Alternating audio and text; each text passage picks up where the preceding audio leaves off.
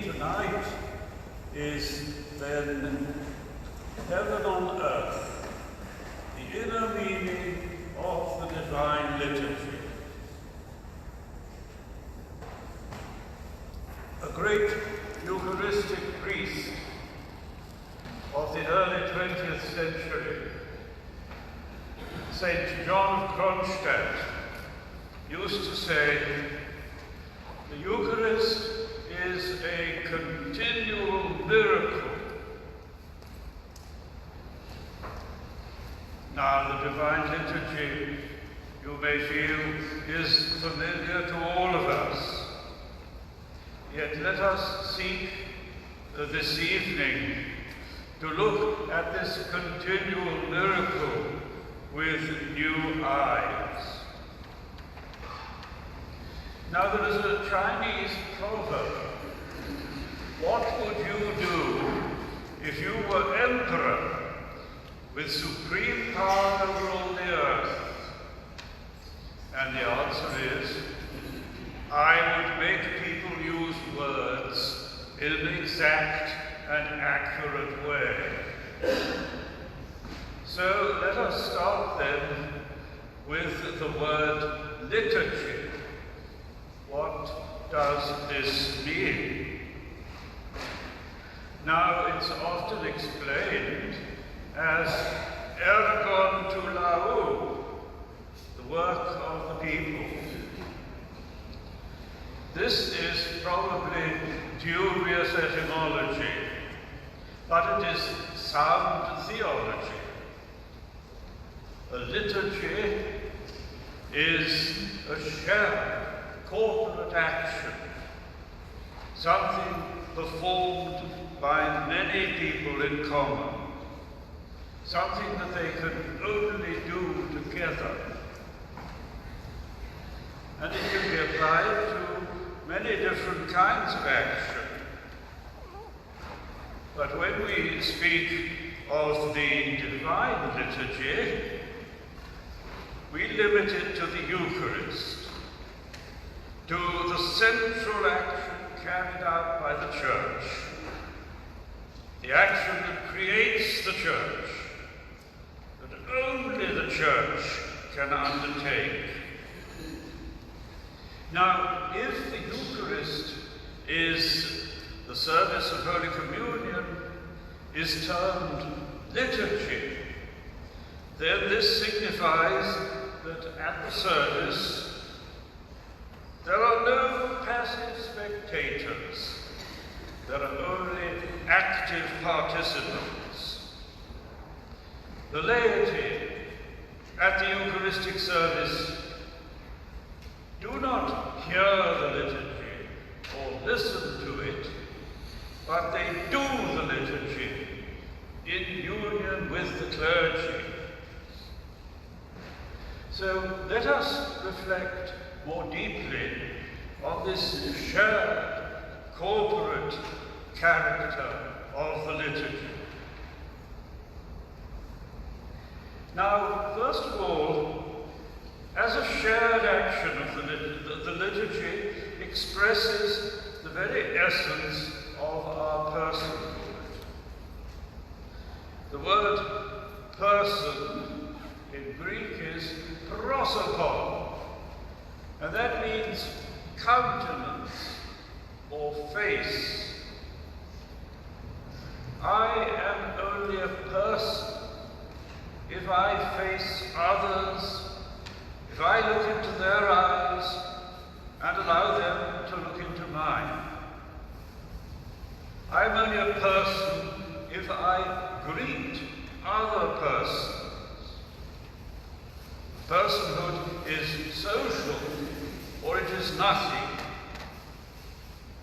So, to be a person means to be in relationship. To be a person signifies koinonia, communion, dialogue. I am only truly a person if I am involved in what the Jewish thinker Martin Buber termed an I and thou relationship.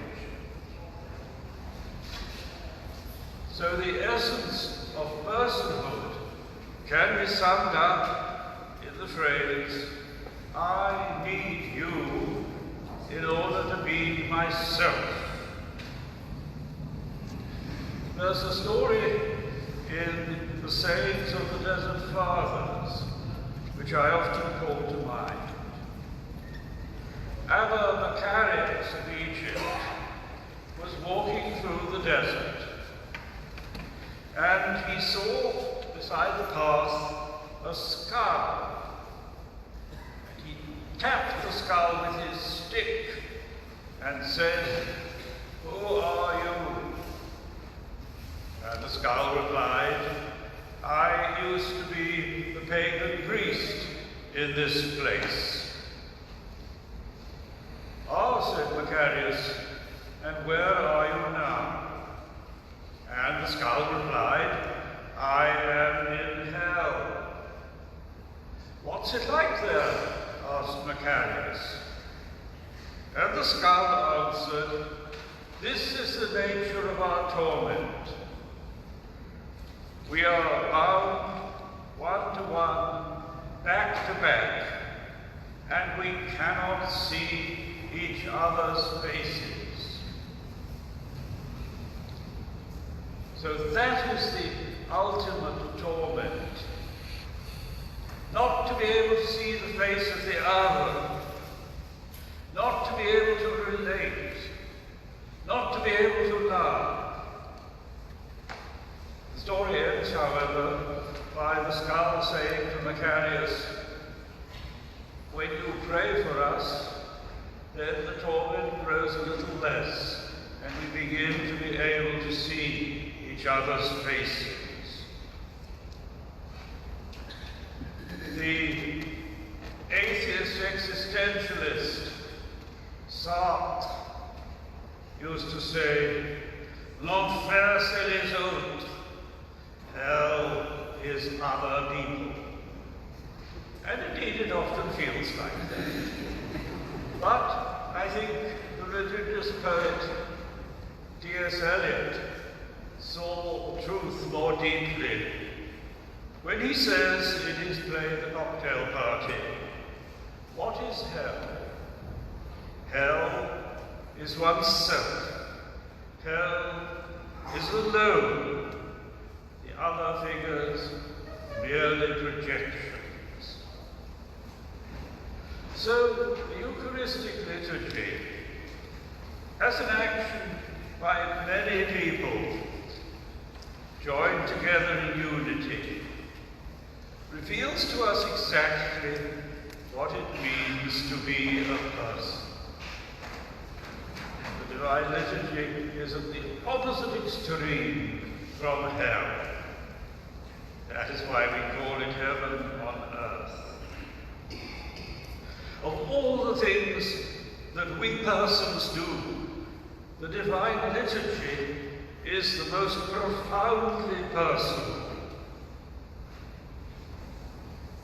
because it is persons in relationship. We might ask, if the liturgy is a shared, interpersonal action, how can we express more fully the active participation of the laity? I shall not try to answer that question in detail this evening. You may like to think about it for yourselves. But there are different ways, perhaps, of underlining the corporate shared character of liturgy. Would it not be better if we had at our celebrations of the Divine Liturgy much more congregational singing? Yes, there will be parts of the service that the choir will naturally execute. But when I've been at celebrations of the Divine Liturgy and all the congregation was singing together, I felt deeply moved. I felt here is the liturgy truly fulfilling itself as a shared action. I am also in favour of saying aloud the prayers of consecration of the liturgy, the prayer of the anaphora. But above all, we express the corporate character of the liturgy when we share Holy Communion. So I am fully in favour of frequent communion. When I first came in contact with the Orthodox Church more than 60 years ago, I remember in most of our churches, except at great feasts, very few people used to come for communion. Just a few children. In my lifetime, that it has changed, and certainly today there is far more frequent communion. Certainly in the parish where I serve in Oxford, on ordinary Sundays, at least half the congregation would come to communion. I'm not in favour of casual communion. Of course, we need to prepare for it, but I am in favour of frequent communion. Yet, receiving the divine mysteries at the liturgy should never be something automatic and mechanical. The other day, somebody said to me, "Oh, well, I'm going to the liturgy on Sunday, I may as well have communion." That is not a very satisfactory attitude. We should regard Holy Communion always as an event, a happening, something to which we look forward with eagerness, something on which we look back with gratitude. Even if it is frequent, let it never become something casual, something taken for granted.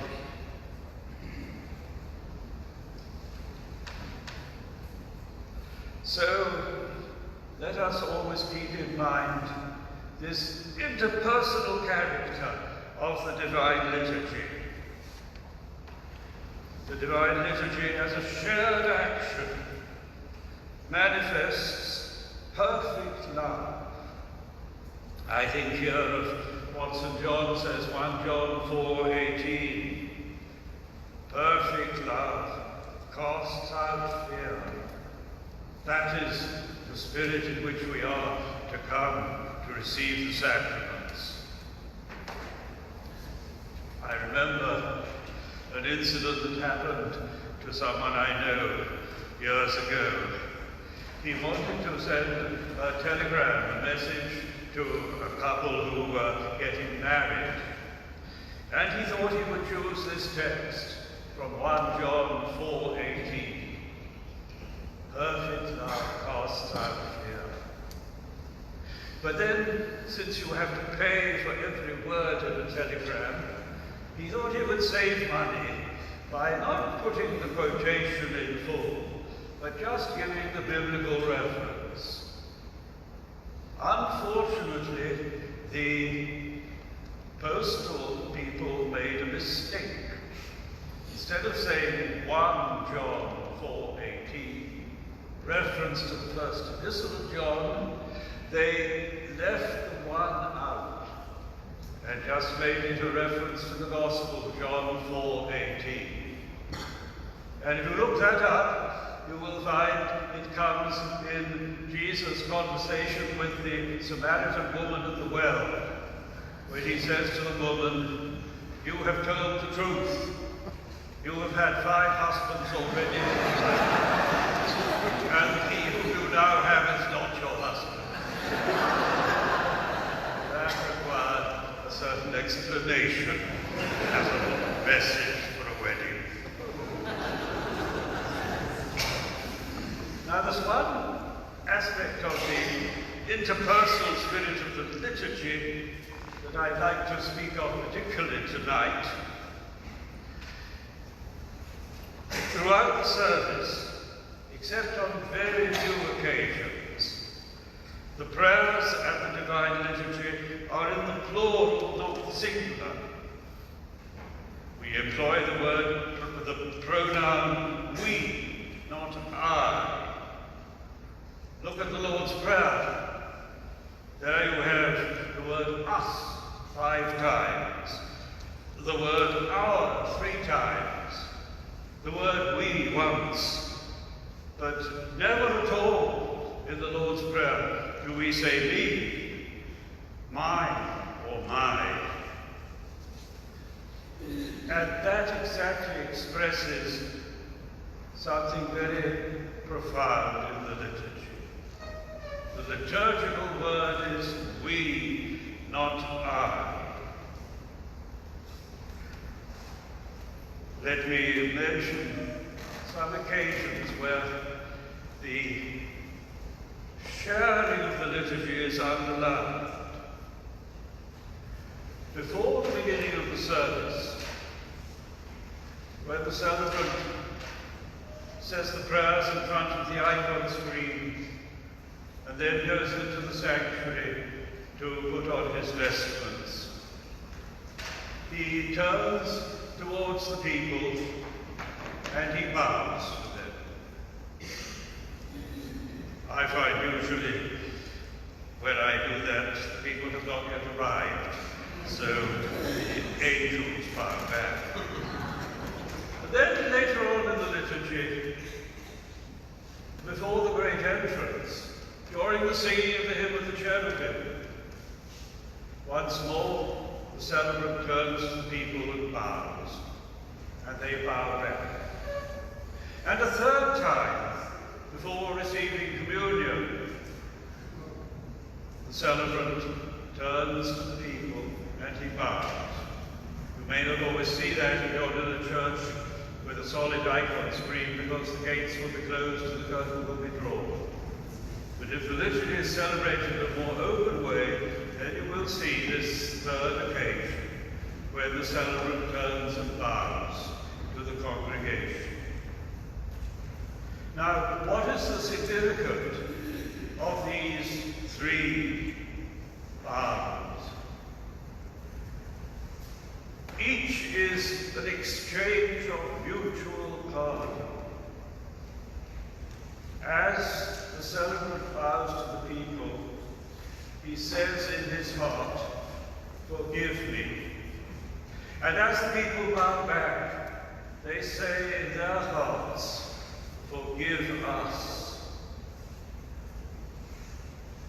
This threefold exchange of mutual pardon is something very important in the liturgy, though we may not usually notice it, because it underlines how we cannot have a true celebration of the Eucharist unless there is mutual pardon, an exchange of forgiveness. If we come to receive communion, not forgiving in our hearts others, then the grace of the sacrament will be very deeply impaired. No true liturgy without mutual forgiveness, mutual love. And that is underlined at another point in the liturgy, just before the creed, where the deacon says, "Let us love one another, that with one mind we may confess," and the people of the choir respond, "Father, Son, and Holy Spirit, Trinity one in essence and undivided." And then we go on to recite the creed. And if there are several people celebrating the liturgy, they will exchange the kiss of peace at that point.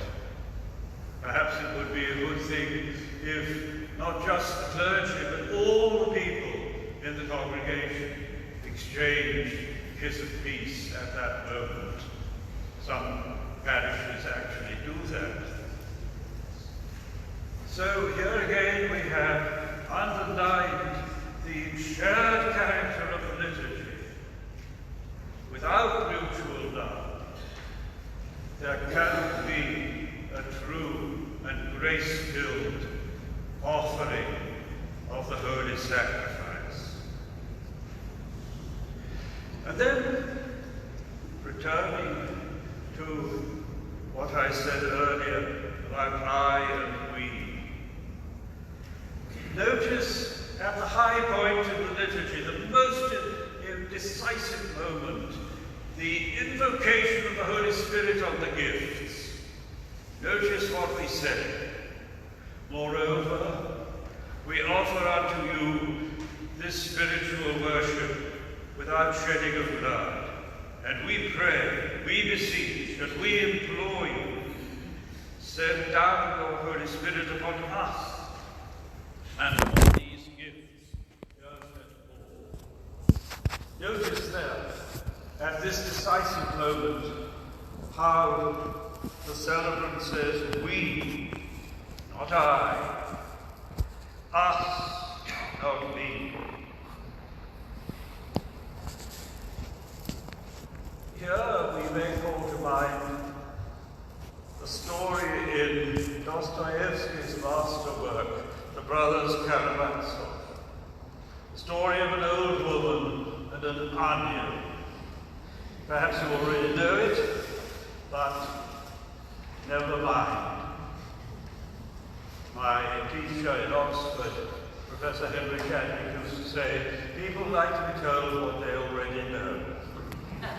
So yes, this is Dostoevsky's story. It was a peasant's tale that he heard in a village and he put it into his novel.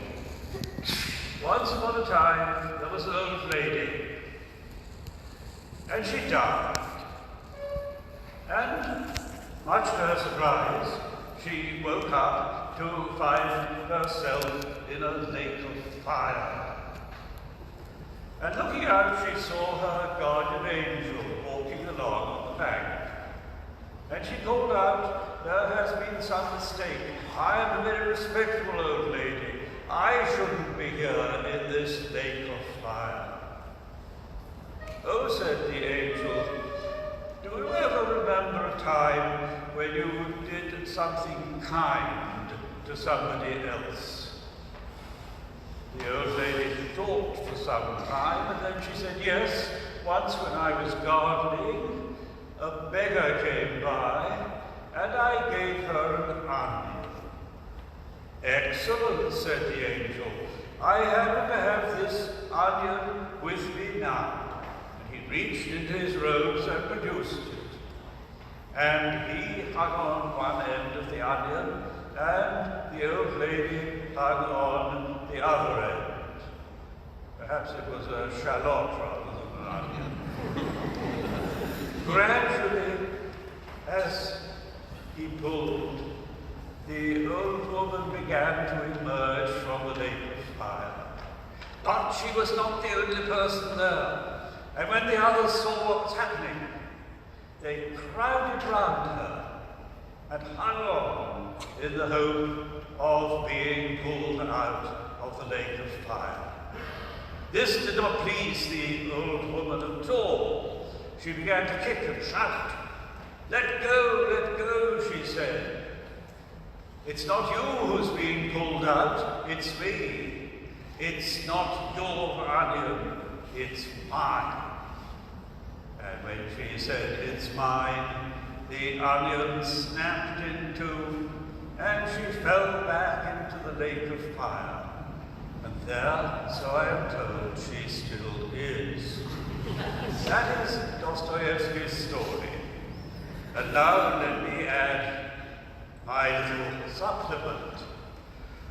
If only the old lady had said, it's our onion, would it not have been strong enough to pull them all out of the lake of fire? But in saying it's mine, not yours, she was denying her true personhood. She was rejecting what is the essence of the divine liturgy, that we are all joined together, members one of another in mutual love. At the divine liturgy, we are all of us sharing our spiritual union. Now, entering a little further into the inner sense of the divine liturgy, let us concentrate on two phrases at the very beginning of the service, immediately before the initial lesson. When the prothesis, the preparation has all been finished, the priest stands before the holy table with his hands upraised, and he says, this is before the opening blessing, "Glory be to God on high, and on earth peace, goodwill among men." That is what the angels said at the birth of the Saviour. Every celebration of the liturgy is Christmas, just as also Good Friday and Pascha. Glory be to God on high, and on earth peace. There you have distinguished two levels, on high and here below, in heaven and on earth. And so we may think of the heavenly liturgy and the earthly liturgy. The earthly liturgy takes place in particular spots. The heavenly liturgy, because heaven is not a geographical area, but a level of reality, the heavenly liturgy is taking place everywhere. The earthly liturgy takes place as an event in time. It begins at one point and ends at another. The heavenly liturgy takes place in eternity.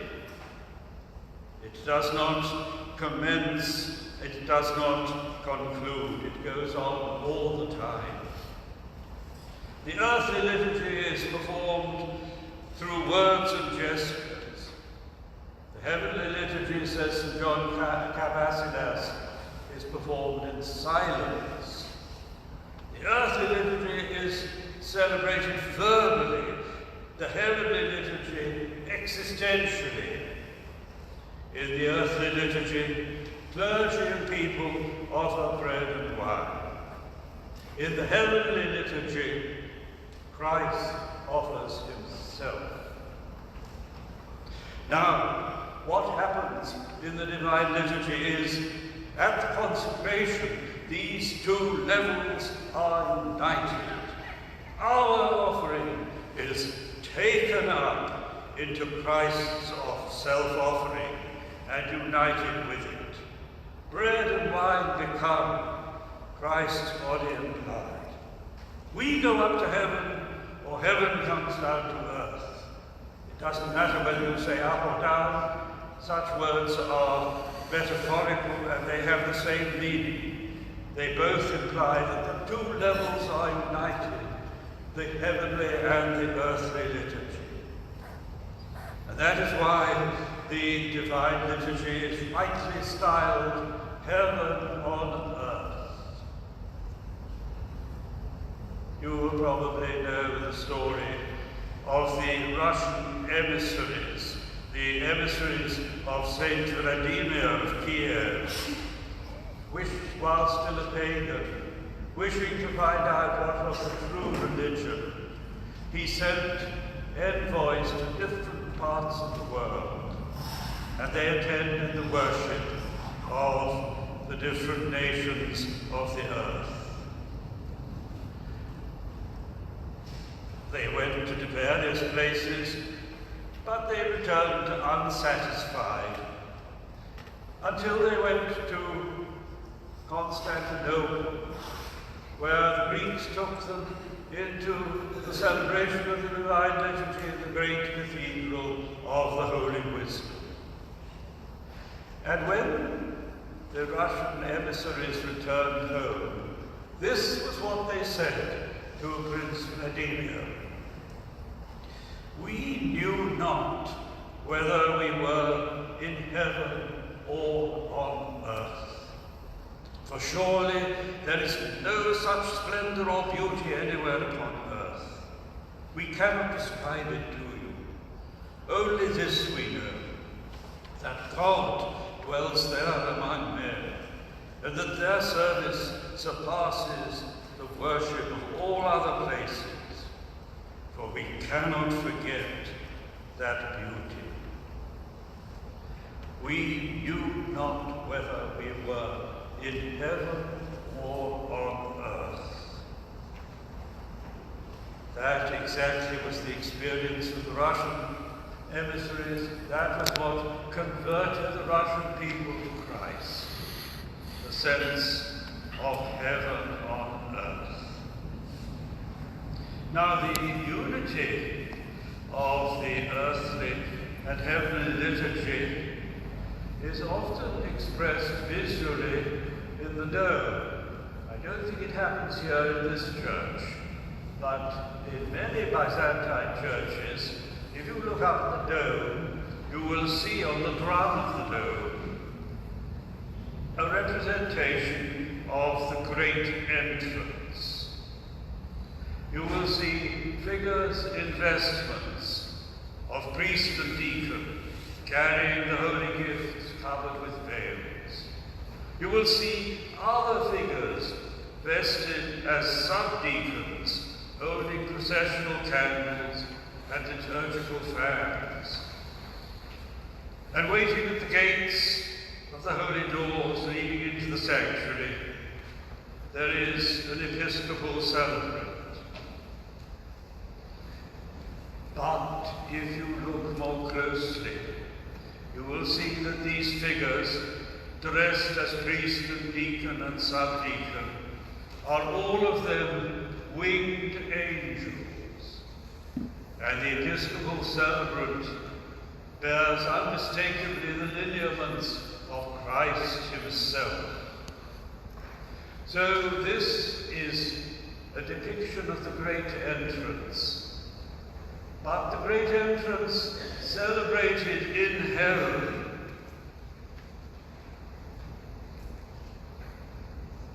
in the liturgy. So that underlines how we on earth are doing the same as what the angels are doing in heaven. As is said in the divine liturgy of the pre-sanctified gifts, now with the powers of heaven worship with us invisibly. St. John Chrysostom says there is one liturgy in heaven and on earth, one doxology, one single hymn of glory. So, in that fresco of the great entrance, and in every celebration of the divine liturgy, let us realize that we are being taken up into an action far greater than ourselves. Let us say to ourselves, this is heaven on earth. We, the earthly congregation, are being assumed into an action that is going on in heaven. We are present mystically, but with full immediacy and reality at the worship of the heavenly church. Praying with us is the total church, the saints, the angels, the Mother of God, Christ himself. Perhaps here I may recall the experience which led me to join the Orthodox Church. When I was 17 years old, on one Saturday afternoon, hot weather in the summer, I was wandering through a a part of London that I did not know. And I saw a church into which I had never entered. I tried the door and it opened. And when I came into the church, out of the brilliant sunlight into the darkness of the church, at first I felt this church is completely empty. There were no pews, there was just a large expanse of polished floor. But then, as my eyes grew more accustomed to the darkness, I realized that the church was not completely empty. There were a few people standing near the walls,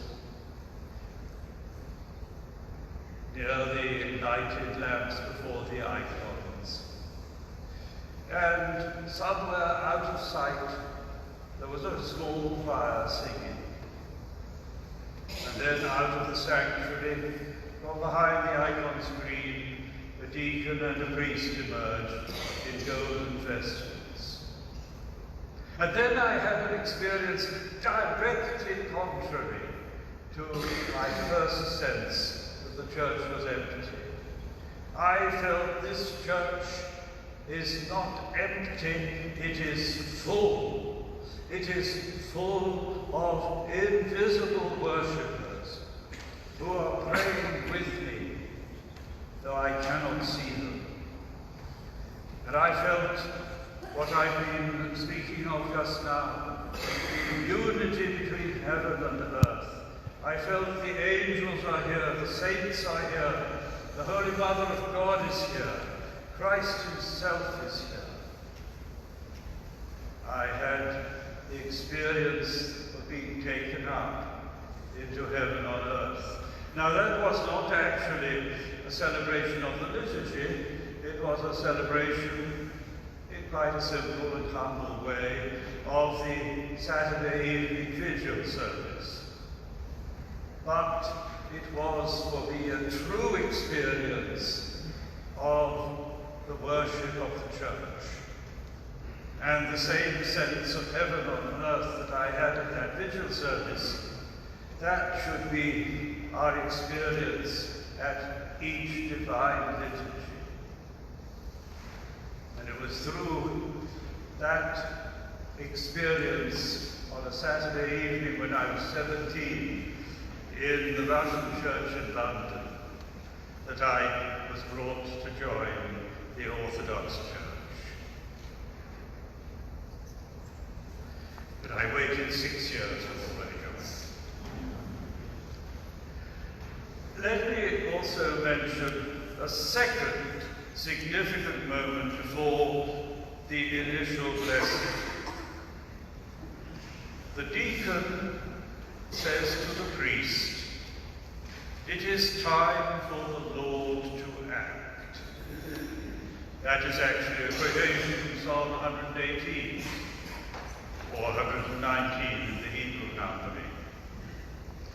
Now, some translations of the liturgy render it differently. They say it is time to offer sacrifice to the Lord. It is time to begin the service to the Lord. But a better translation, more true to the Hebrew source, is it is time for the Lord to act. Now, this tells us that the divine liturgy is not just words, but an action. And it is not primarily our action, but the action of the Lord. The true celebrant at every Eucharist is Christ, the invisible priest. We, the clergy and the people, are no more than concelebrants with him. That is made very clear in the prayer of the priest during the hymn of the cherubim, when he says to Christ, "You are the one who offers and who is offered." at the Divine Liturgy, Christ is both offerer and offering. He is both priest and victim. When the clergy exchange the kiss of peace before the creed, the first one says, Christ is in our midst, and the second replies, He is and ever shall be. Christ is in our midst. At every celebration of the Divine Liturgy, with the eyes of my heart, I am to see our Lord Jesus Christ, himself standing as celebrant before the holy table. It is his hand that blesses the bread and wine. It is his hand that is extended to give you Holy Communion. Now we've been looking at the beginning of the service, but now let's move somewhat more quickly to the end. Let us think of the words said by the priest a little before the final blessing. Let us go forth in peace. Now, we shouldn't interpret this as meaning just, the service is over, you can go home and have a cup of coffee. In its true sense, these words should be understood as the liturgy after the liturgy is about to begin. Convey the Divine Liturgy into the world. Go out and serve the world for which Christ offered his life. Let us go forth in peace, then, does not mean a closure to the liturgy, but an extension. The liturgy is not enclosed, but open to the world, not introverted, but outward looking. We offer the liturgy not for ourselves alone, but for the life of the world. The we of the Divine Liturgy embraces all humankind. And not only that, we say, your own from your own, we offer you in all things and for all things. That is the literal translation of the Greek. Not just persons, but things. The offering of the liturgy involves not humans alone, but the animals, the trees, the oceans, the planets, the stars. The Divine Liturgy is cosmic in scope. It embraces the whole of creation. St. John Chrysostom, speaking of this outward-looking character of the liturgy, emphasizes its social implications. There are two altars, he says. There is first the altar in church, and this we treat with honor and respect. We decorate it with beautiful cloths. We bow in front of it. But there is another altar which we do not treat with respect, which we pass by with contempt. And this is the altar that we see every day, says St. John Chrysostom. As we go about our familiar tasks, we see it in the streets and in the marketplace. The beggars, the homeless, the outcasts. Here, he says, is a second altar, and you can offer sacrifice on this altar, which we treat usually with such indifference. You can offer sacrifice upon it at every moment. So, St. John Chrysostom says, whenever you see someone who is destitute and in need, think that you are looking upon an altar. In the words of a Russian theologian whom I knew in my youth in Oxford, Nicholas Serbian, the Eucharist is, therefore, the source which inspires all the social activities of the Christians, all their endeavors to fight against poverty, injustice, disease, and death. And it confirms their hope in the ultimate victory of good over evil. Every Eucharist proclaims the sacred duty of men to partake in the building up of the kingdom of the Holy Trinity. Woe unto the Christians when their private and social life outside the Eucharist contradicts what they profess in worship. So, brothers and sisters, let us not neglect this second altar of which John Chrysostom speaks. Let me conclude with two quotations. The first is from 4th century writer St. Ephrem the Syrian. In your bread is hidden a spirit not to be eaten. In your wine dwells a fire not to be drunk. Spirit in your bread, fire in your wine, a wonder set apart, but received by our lips.